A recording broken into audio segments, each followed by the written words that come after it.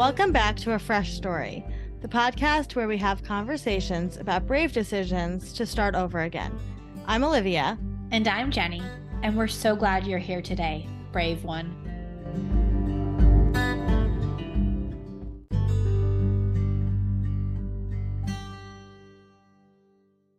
Hey there, Liv. Hey, hello. I always want to do Dak Shepard's hello.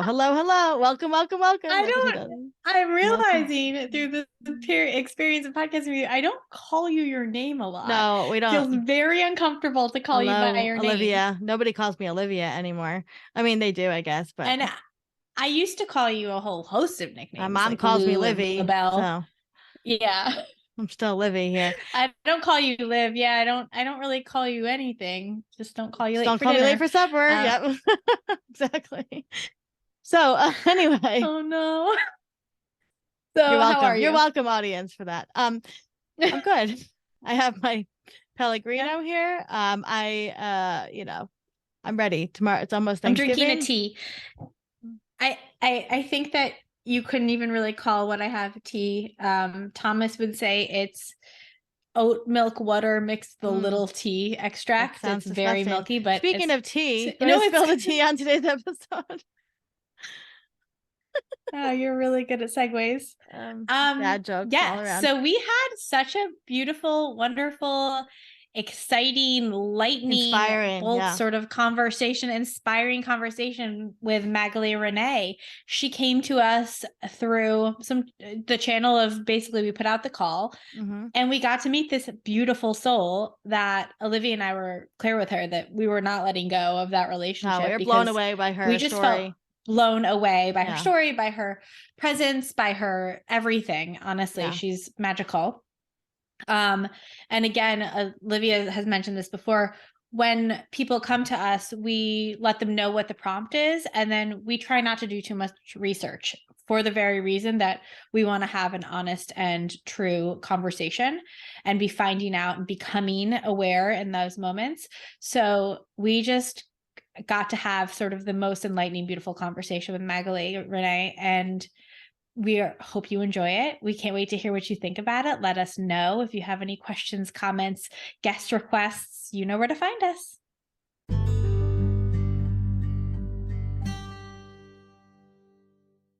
Magalie René, thank you so much for joining us today. Magalie René is a compassion and confidence expert, CEO of Workplace Catalyst, and a transformational coach. She activates compassion, authenticity, and impact in organizations, executives, and entrepreneurs. Thank you so much for having me. I'm really excited.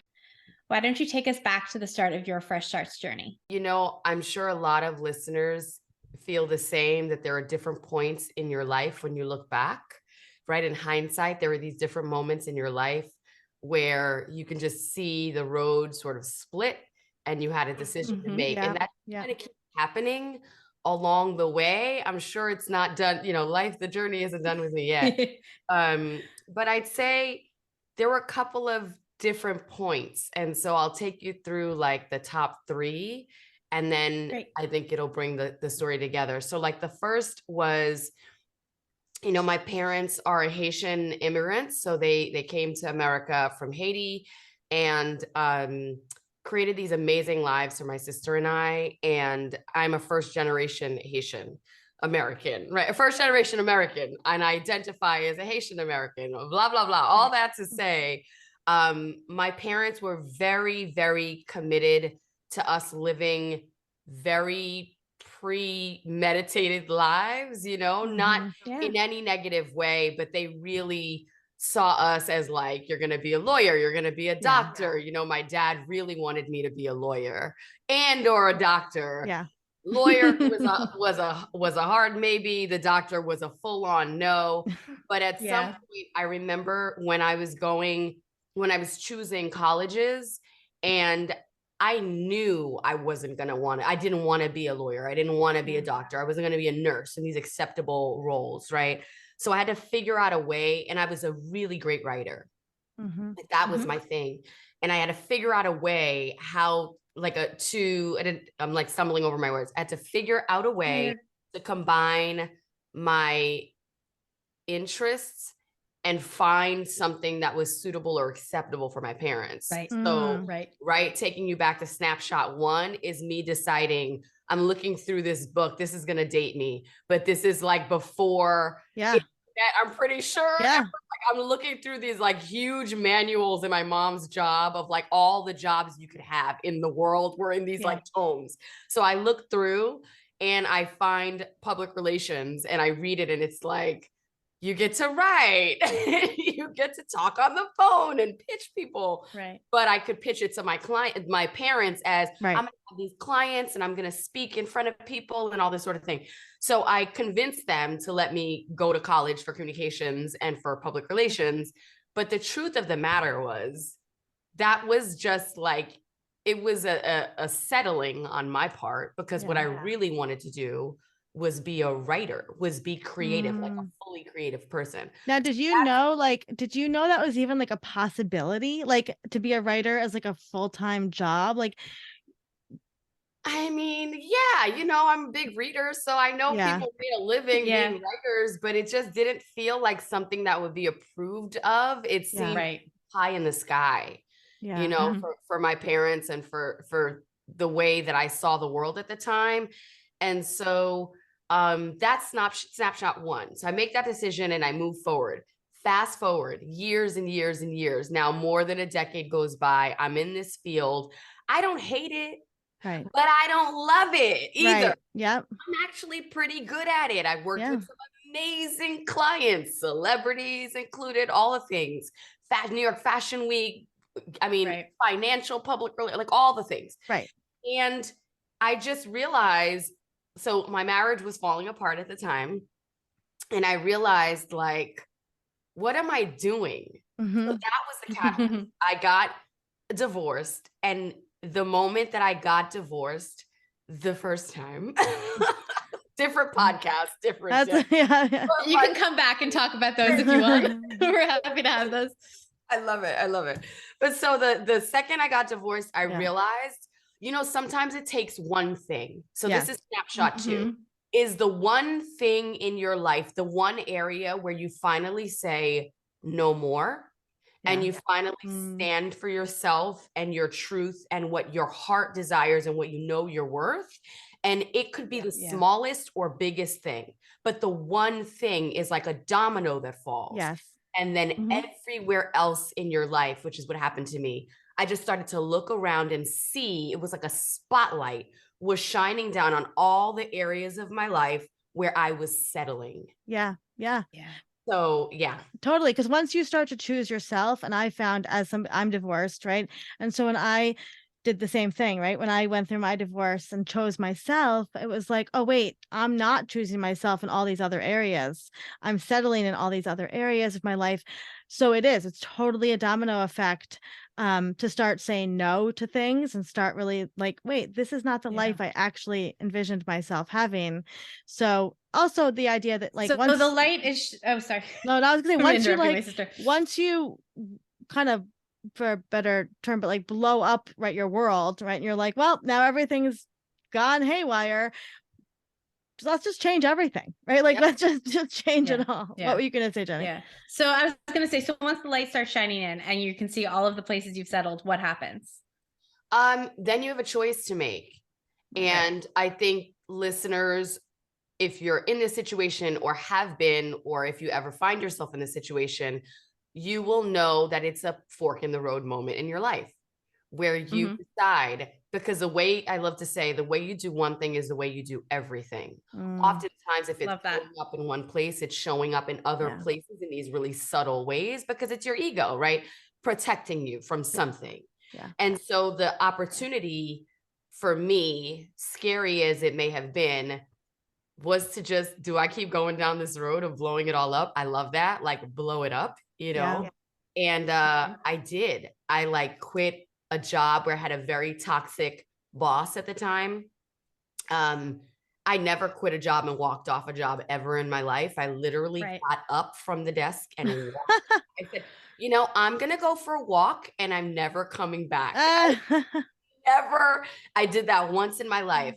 I don't advise that. We all need our moment. We all need our one time to do that. Listen, I walked to Starbucks and it was the best Frappuccino I had ever in my life. Yep. You know, your freedom Frappuccino. Yeah. Correct. I love it. FF, freedom Frappuccino. So that was the moment, right? And I left my job in PR. I decided I didn't work for 4 months. I had a great time in New York City. I was living in New York City at the time. I'm a native New Yorker. I had a great time in the city with my friends, doing all the things, just enjoying myself. And at some point, the money ran out. Yeah. And maybe I want to say, so I'm going to give 4 moments. So this is the third one where I walked into this temp agency because I just needed a job. And right there, I just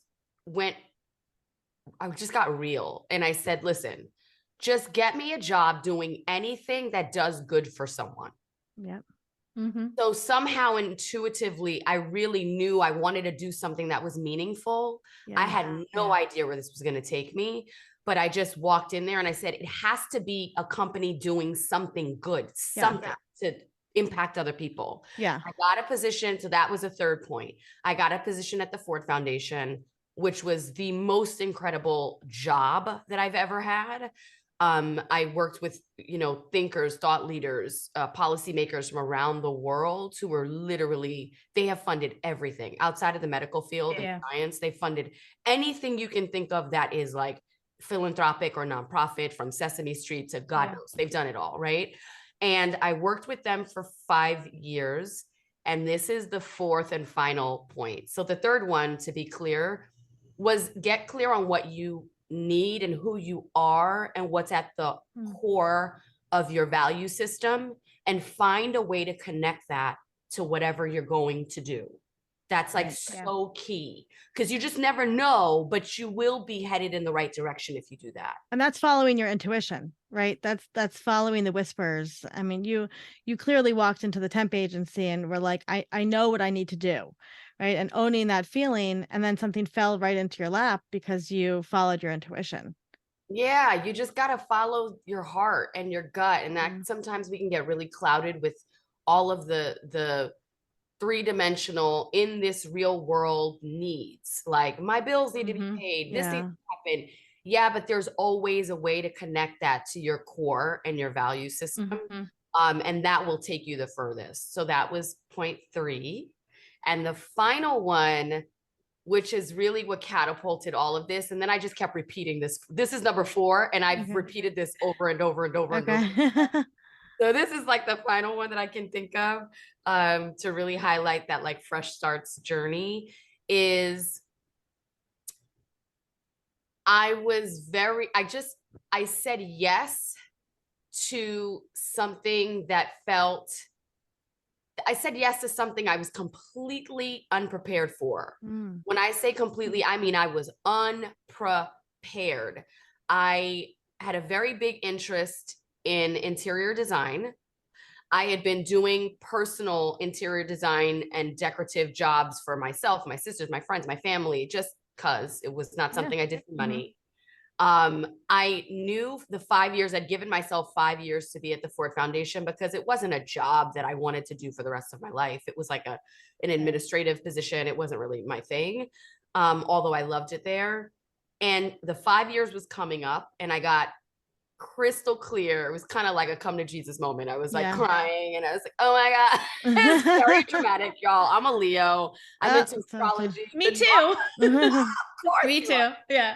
That's just why I love the leopard print. I was like, yes, I understand. You're like about it.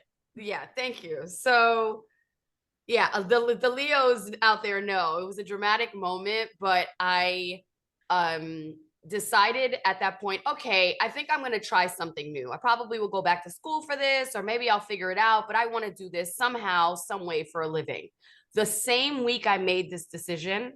So I hadn't yet said, I hadn't determined what it was going to be, but I knew I was going to try my hand at this thing that I wanted to do.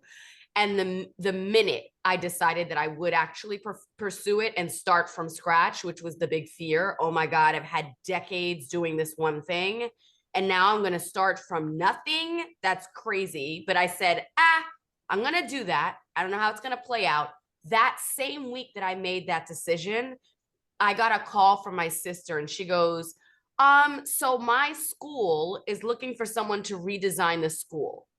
In my head, I go, that's insane. I can't redesign a school. I have absolutely zero training in interior design formally. I'm not redesigning a school. She goes, just come meet with the guy. Just come meet with him and just have a conversation. And that was the moment. Yeah. And I said, okay. And I got my little portfolio. Literally, there was nothing but a white sheet of paper in my resume. And I was like, I'm going to put my suit on and look really professional. I love it. You got to fake it till you make it. I mean, I did and I didn't. So I said yes, because I was certainly like a fake at the time. But I walked in, had the conversation. He threw me a bunch of swatches. I could pick swatches in my sleep. Yeah. Yeah. Oh, this one, this one, this one. Do you want me to get on a call with you all on Monday? You and your I just used the skills I already had. It was so natural. I did it instantly, got on a call while I was at work in my lunch break. And I led this like call. I hung up the phone. We hung up the phone. He goes, I'm going to call you right back. We hung up with the vendor. He called me and he said, send me a proposal. Literally, that's how I got my first interior design client. I hired someone obviously to assist me. I got training in my lunch hour. I'd go to Starbucks and have this architectural student teach me AutoCAD. Like I made it. It's amazing. Yeah. Yeah. Yeah. You went and you said yes. You said yes. And knowing what you know, knowing what you brought to the table and any holes in the story, you found support.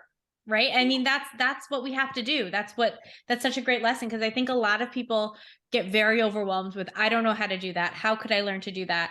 And it's like, you go online and you go to Craigslist and you say, is there somebody who can teach me AutoCAD? And you go find a VA and you have somebody support you. Like you just did it one step at a time. And I think that's just, it's so speaks to your confidence and the fact that you're a Leo and you're like, of course I can do that.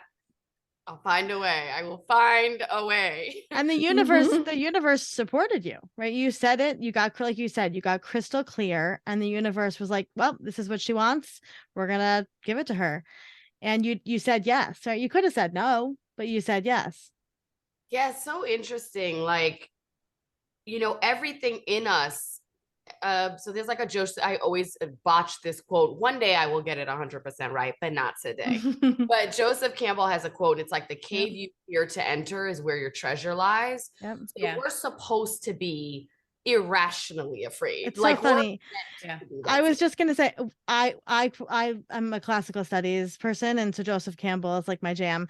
And I was just, when you were speaking, I literally was about to say that was your call to action, right? That moment was your Joseph Campbell call to action moment. And you took that little message and you ran with it, and look how it changed your life. So what happened since then? Like, how has everything just catapulted? Yeah, it's kind of it's wild. Like it's too many stories to tell, but that's why I told this fourth point. And the fourth point is to say yes when you feel the call, and know that that you have the tools. You've got tools that you've learned from other unrelated experiences in your life. Yeah. You have your brain, you've got your fingers, you've got a phone. Like get to dialing, get to calling people that might know more than you do, get to finding the resources. And that concept and that process, I just repeated over and over. So I went from interior design, I built a business around that. It wasn't the most successful business, but I mean, I was barely making ends meet. But I had many clients and I was redesigning schools all over the Northeast. Right.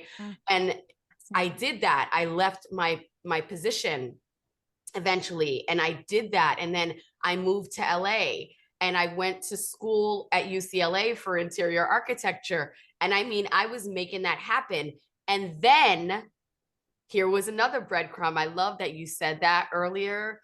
You said, you followed the breadcrumbs. Another breadcrumb was that I felt really called to do a personal development workshop. I wanted to write a book. like we go back to what was the first thing that right at your core. I wanted to write a book, and I was trying to write a book. I lied to you not. It's called Kid Smart Spaces. It is terribly edited, but it is on Amazon. So feel free. We'll link it. Yeah. It's called Creating a Classroom That Changes Lives.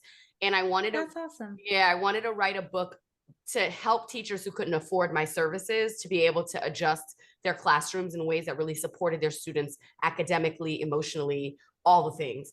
And I was trying to write this book, y'all, for, I don't know, a year. And do you want to guess? I'll let you guess. How much do you think I wrote of this book in a year of trying to write this book? 1 chapter. Not even 4 paragraphs. I was going to say 1 page. You were going to say a page? Yeah, just about, no, half a page, 4 paragraphs. That's how much I wrote in a year. And I realized I was stuck. Yeah. And I had to figure it out because I was something was sticking me and I just didn't get it. So I took a personal development. I went to a personal development course, which like blew my life open. It basically, like, when I say that, I mean it in a good way. Yeah. Helped me to see, I didn't know what a limiting belief was before then. I didn't know how we like stop ourselves subconsciously when we're afraid of success is as dangerous as being afraid of failure. It's even more so sometimes. Yes, I was going to say that for me personally, it's more so scary to be successful than to be a failure. I know I'm not going to be a failure because I wouldn't let myself fail. But the success part for me is the scariest thing of all. Oh, yeah. Yeah. Yeah. Who did you do the professional development course with? I did it with a company called MITT. Okay. No, there's Landmark, there's MITT. There were like hubs all over the country. You can do it. There's one in New York that I'm not thinking of. It's like starts with Momentum, I think it's called. Listen, a lot of them are like a little LA culty. You know what I mean? Yeah. Like you can go off the deep end if you do these things and you let yourself go, whatever. But if you're a balanced person and you've really know how to take what works and leave the rest, there's a lot of value, and it literally changed my whole life. Again, following the breadcrumbs. I went to this thing and I found out about it at a book seminar. I was trying to figure out how to write a book, right? Yep. And so I was like, okay, I'm going to go to this thing. I'm going to learn how to write a book. But I found out what I was really afraid of. I found out I had anger issues. I found out I was enraged about certain things that I'd never dealt with, all the things. And I also realized I've been hedging my whole life. What I really want to do is be a speaker and an author. Point blank, period. I'm supposed to be seen, visible, on screen, sharing my knowledge, changing people's lives. And I have been hedging since I was little. Yeah. Like, maybe I'm just going to dip my toe in this way. I'm going to no. And I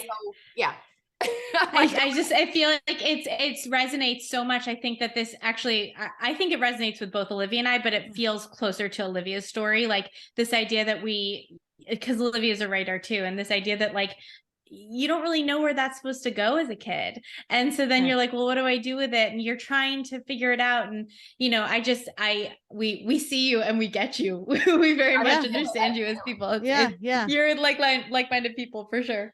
So what happened after that leadership development course? You finished the book. I finished the book after the course. Okay. I published the book, self-published the book after the course. Amazing. Good gosh, so many things happened. I'm thinking so many things, but I published the book. While I was publishing the book, I had actually started coaching because I fell in love with the entire process, right? And like the coaching element of it, I started to coach, and I found that I was exceedingly good at that. I never, sometimes you literally don't know what you're going to be like amazing at. And it comes so easily that we underestimate that as a way you could make money. Because it's too easy. We need to struggle. Right. It doesn't feel like work. So why would it be work? How could I get paid to just be happy doing something that I love? No way. But I tested the theory and I published the book. And at the same time, I launched this like beta program. Also, P.S., it was at my lowest point in life. And I was never homeless because ultimately I always had some home to go to, but I was actually houseless at the time that I developed my coaching program. This was so crazy how I found myself in this situation, but I had left my second husband and I was being very just like, my life felt like it was falling apart, and I made the decision to keep moving forward anyways. Right. It was falling together. It was all falling together. That's such a beautiful way to put it. Yeah. That was like a mic drop. No, I mean, it has to, you have to crack the egg. Like that's the thing. Otherwise you have no idea. And like you said, we are very anti-hustle here at Fresh Starts. And for us, we want to wake up every day and love what we do. Right. And so sometimes it's like, well, we're culturally told you're supposed to work really hard and hustle and hate your job and be but that doesn't always have to be that way. No, it doesn't. And I love how you put that, like everything was falling together. So now I can see that. At the time I was like, what the hell am I doing? My life is a mess. But I also at the same time knew to just do the one thing.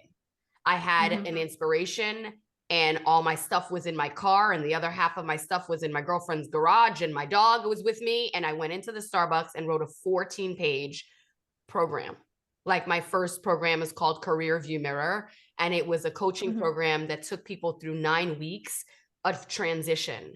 Like, what do you want to do? What is your purpose? I will show you, excuse me, using all of my tools, my marketing tools, my branding tools, my public relations tools, meets how I transitioned and how I was able to do this.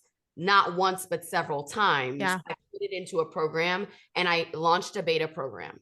And how quickly did that come out of you? Oh my God. That's such a good question. Oh, no one's ever asked me that. It came out of me in probably 3.5 to 4 hours. Yeah. Like 14 pages. And when I say it was robust, it's like I had everything. Like, what are you going to learn? What are the questions we need to go through in this section? Like I put it all together, 14 pages. It was like, it poured out of me and it only took 4 hours, which is so nuts. But when you think about it, it took a lifetime, right? Right. Exactly. Yeah. And your soul you took was everything that you'd ever done, every ability, every skill, every thought. And it was just waiting. It was like forming and gestating, and then it just birthed out of you. Yeah. So that was what took me into the iteration that I have now, which is Magalie René International, LLC. I love it. Love it. Of course it's my name because I'm a Leo. But that's like the LLC. But my business, the one side, the business to business portion of our company is called Workplace Catalyst. And we've worked with companies around the globe delivering compassionate leadership programs. So, which we love. Yeah. And foundationally, of course, there's diversity, equity, inclusion, and belonging is related, right? Is intertwined in there. It's a very change management approach. People that are from corporate that are listening get it. Oh, yeah. So we do a lot of like workplace trainings for well-being and belonging and compassionate leadership. That's the one side. So I'll tell you what the other side is. Yeah, no, I'm fascinated because look at your journey. You actually you did the foundational physical aspect of these workplaces. And then now you're working with people to train them on the emotional, social, psychological aspect. So you have this holistic approach to everything because you quite literally help pick the swatches that people are going to be interacting with, in the physical sense. And, you're stepping into that temp agency saying, I want to help people. And then moving forward, and then writing the book, helping children feel comfortable in the workplace setting, essentially their workplace setting, right? And now you've like catapulted yourself to the ethereal part of everything, right? The emotional, the social, the psychological, but it all comes together for you. And all of it was the stepping stones. I just think that's beautiful. Yeah, I mean, I always say now looking back, I can see this web. It's a web. It's like a spider web. And I see how it's all connected. But at the time when you're in the snapshot of it, in that moment where you're trying to figure out, well, how do I merge this and get my parents to say yes to the college I want to go to? Like, you don't see how this is all all going to end up somewhere. No. When you're like houseless No. in the car with the dog, and you're like, how the hell did my life just crumble and fall apart? Yeah. But you have this call to take action on something, and you walk into the Starbucks and you do it. You don't see how it's all going to come together. I also did a facilitator's training. Like, I'm actually trained up in what I do. It wasn't on accident. Right. And like, but it felt like it was accidental, and it felt haphazard. But that's why I just want listeners to know that in your fresh start journey, depending on where you are on your path, you're not going to understand how it's related. And that's why you have to tune in to what your heart and soul is telling you. You've got to quiet your mind and either meditate or work, whatever it is for you that will get you still, so you can hear those breadcrumbs falling. The whispers. The whispers. Yeah. So what's the other half of the company? So the other half of the company, I get torn between which one I feel more passionate about. I think right now they're both equal. I'm equally passionate about them. But the other half of the company is the confidence on demand portion of the company. So that's like the business to consumer.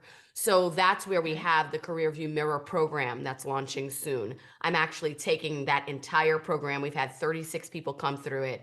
I have one of my favorite humans on the planet was a catering manager who worked 80 hours a week, miserable when he came to me.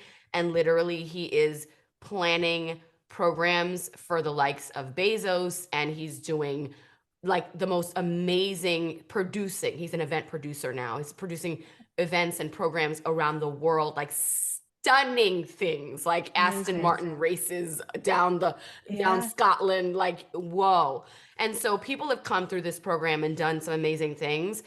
And we just did so that's the second half. I'm kind of getting long-winded. The second half is business to consumer. And it's really supporting entrepreneurs, supporting leaders, supporting people in corporate, wherever you are. If you have a calling, a desire, a purpose, something you want to pursue, that you just are unsure how to get yourself from point A to point Z, and in there somewhere you're afraid, afraid you won't make enough money, afraid you're not good enough, afraid of all these things. This program really walks you through it with the mindset, also the how-to in regards to the marketing and the branding and the actual doing. Right. And the other pieces, which are, to me, that's the soul. That's like your heart and soul. So it's like a holistic approach to transitions and transitioning in your life. And we're putting out other programs. We have the actual Confidence on Demand program, which will probably come out at the end of January. And that'll be a live program with me where I take people through a confidence journey. I did it once before 3 years ago. And it's been really incredible to watch we had only 13 people in it. It was very small, but to watch what they created in that time, it's like, I could cry. Like one of them, first generation, first person in her family, and also first generation American, who's gone to grad school. And she was so afraid for years. She was avoiding grad school, and she applied while she was in. That was what we held her accountable to. She applied. Not only did she get in, she got a fellowship. She's like she's like a brilliant person. Someone else decided to travel to Madrid. She wanted to move and live her life in a foreign country, and she did. Another person launched a podcast and writes all about masculine and feminine. So just people have done some amazing things. And I love doing that program live, and I'm very excited about that portion. But I also speak, and I do all the things, and my dream is still quite alive. I just haven't carved out time to write the book. I have like 4 books planned and outlines. Yeah. Girl, I know I'm looking at a lot. I get it. I very much get it. In fact, my kids. We are so excited to read those books when they come out. I am so excited. I'm laughing because my kids last night were like, "Mommy, weren't you writing a novel?" I'm like, I am writing a novel. I was like, it's in the works. No, there's so many things you said that are just stunningly beautiful. One of my takeaways from what you're saying, and I've seen this because I have people that I have done, they are amazing leaders, and I've worked with them on confidence and stuff like that. the support system that people need to really enact these life changes is everything. And I think, we're so, yes, I love the online world and my background's in social media and marketing. But when it comes to it, like, we need to find our community that will support us through these big life changes and believe in us 100%. And that's what you're providing for people.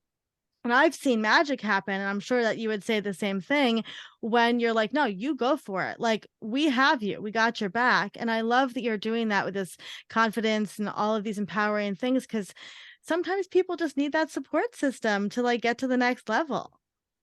I mean, I think we always need a support system. You're 100% right, because part of in school design, part of how a student excels is the environment.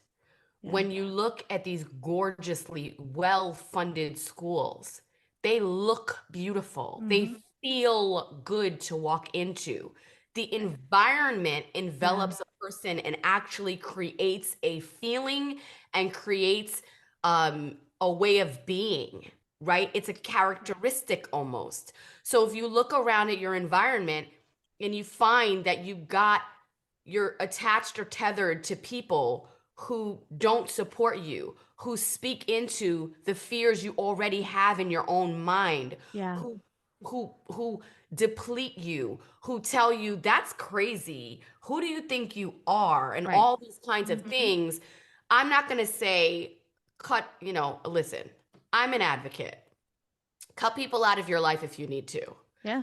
Also, I know now, as a compassionate leadership expert, I understand there's a beautiful, happy medium, right? But in the beginning, if you're in a fragile state and you know your calling is calling you and you are going into a depression, that's where I was. I was going into a depression because I wasn't living the life I was supposed to be living. I had to make really tough calls around the kinds of relationships I allowed to stay in my life, and how and where and in what way. So create that environment, to your point. Find your people. Start with one person. And then stop talking to other people about the thing that's so close to your heart and so tender. Talk only to the person who is going to fan that flame. You got to be disciplined about that. So I love that. So what is next for you? Like, you have big things inside of you. I can see it. You're like a world changing person. I can see it. You have you 100%. You are a light. You are a true light. Like, and I can see that people, obviously you love what you're doing now. Do you feel like what you're doing now is soul aligned to what you should be doing? But also, second part of that question, there's bigger things for you, right? In terms of like, I can see you are a dreamer. So what is out there? What's next? I'm first of all, I just deeply receive that, because like we just talked about fanning the flames, and even in this conversation, I just feel like y'all are fanning my flames. Well, we can see it. Your vibes are amazing. 100%. We're gonna keep fanning your flames too. I have no doubt about that. And you're holding a lot of space for people to be able to do this. Is such good. This is just so beautiful. Thank you. You're welcome. And what am I up to next? So I am doing my level best. So this is, these are pro tips I'm about to hit you with. But a pro tip is, like, you talked about hustle. And I believe that work is required if you are going to really go after what you want. It is not all pie in the sky, easy, I'm going to rest all day. That said, I'm going to try and tie this together. That said, it is, for me now, the practice. I went from, at the beginning, heavy comparison, heavy overdoing it, physically working action, like staying up all night, doing because I wanted it to work so bad and I didn't know what to do. So I was just doing it all the time. And I did that to the point of taxing my adrenals and creating autoimmune issues in my body, because I went so hard towards my dream. So what I practice now, to your point and to answer the question, is being present, is like having the vision and feeling into the vision, which I do all the time when I journal, because journaling is big for me, and meditating, that journaling piece, that meditating piece, huge for me around holding the vision. So I see myself on stages around the world. I see myself changing people's lives. You know, Gabby Bernstein, I had a whole story about how she's in California, girl, and all the things when I was like, I had just moved from New York. And then my friends went to see her and I was like, FOMO. So I was like, I'm coming. You guys can't all go do something. So I went to see her. And I remember her on stage. She had people get up. I couldn't believe the confidence. She had people get up and line up down each aisle in front of a mic, and each person literally like had to be 50 people lined up on each side, would come to the mic, share their issue, and she would coach them live from a stage. That blew my mind and was the reason why I did my facilitation program, because I was like, I have to learn how to do that, right? And so I have these big picture things. I probably will end up hosting, I host a show called The C Word right now. And it's all about this season. Season 1 was about compassionate leadership in the workplace. Next season is going to be on confidence. But I see myself hosting a show, probably being national television, like, you know, best-selling books. Like all of this do I see for myself without a doubt. And agreed. By the way, I completely agree with you on that point. Okay, thank you. It's I'm obvious. glad. Like it's so clear that that's going to happen. But so like, and the practice for me so that I can keep myself from the hustle and the burnout and love myself and treat myself well so I can give from the overflow to the work and to the people and to the world is to stay present.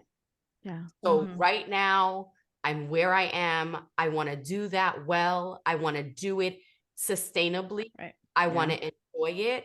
And I'm holding the vision for those bigger picture next things. And in the short term, I just recorded 7 very short videos. They ended up being about supporting people who have been laid off. I don't know how this all came to be. I was just going to do content and it just came through. And so we're putting that out next, and we will probably roll that into offering Career View Mirror, the program, as something that people can take digitally so that they can learn. And maybe there'll be some coaching for me. We haven't decided how we're going to do it, but we're actually going to put the Career View Mirror out, which is amazing. And P.S., I recorded that 4 years ago and didn't know how or when it was going to be used. And things just fall together. They do. They fall they really together. Do. But I mean, you will be on those stages. Like you truly, I can see it. And we'll buy tickets. Like we'll be there. No doubt. 100%. Clients already. We'll be there. We'll be there. I mean, you truly, because you are heart led. We're all about being heart led, right? You lead with your heart, and your ego is not in this, right? You were not, your ego was not holding you back from asking to, I mean, even just going to a temp agency after having a successful job in PR, that's a step down, like culturally, right? But you were like, nope, I just need to make some money so that I could get to this, like bridge this gap to the next part of my life. That means that you are not an egotistical person. You are completely leading with your intuition and your heart. When people do that, they are the ones that are going to change the world. And I have no doubt that you are going to be somebody that is going to impact millions and millions of people and take them by the hand and say, we got this, because that is who you are. And that's why you're here. And you obviously have had so much love infused in you by the people around you that you are excited to put that love into other people. Yeah. Oh, I received that. It's so true, because you like took the words. It's like we're thinking the same thoughts. Like it's like the words out of my mouth. When you said you've had good people around you and you've had so much love infused. I look around at every single person that's in my life right now. They literally pour into me and support me. And because I've been so guided, like I know I can't wait to guide other people and anyone needs it, because I haven't done this by myself. Like, no way. And just side note, let's not pretend like this leopard print is not a little bit of ego, because I am a Leo after all. But it's a good ego. It's the good. But it's beautiful ego. It's beautiful, and we can't, us Leos, we have to. There's always ego in it. But you're not doing it. You're not doing all of this just to be on stage. You're doing it because you know that what you have to say when you're on stage is necessary for people to hear. Yeah. And that's the beautiful thing. Yeah. Well, I mean, we're just so excited for you. And thank you for coming on and sharing your story. It is truly like a beautiful one. I actually feel like there's going to be like movies made about you. And like, you know, you really like, I think that you are, you know, it's funny. I heard one of my friends the other day, she said there's two different types of founders. There's economic founders and there's philosophical founders. And you are a philosophical founder, right? You are here to change the world and you're not going to give up until you have accomplished your mission. And I just think that that is so beautiful. And we're so honored to have you in our orbit and to have met you. And I just thank you for being here. You're so awesome. Thank you. I'm like, yes, say it. Words are spells, right? Words are spells. Yes. Words are spells. Yes. Yeah. 100%. Thank you so much for having me. I just, I love these kinds of conversations. It's 9:20 a.m. here where I am Palm Springs on the West Coast. And this was just the best way to start my day.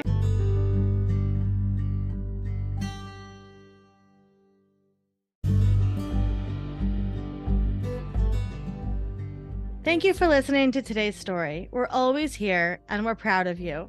Until next time, brave one. A Fresh Story is brought to you by Fresh Starts Registry, the first and only platform for everything you need to start again. You can read the show notes and learn more about today's episode at freshstartsregistry.com/podcast.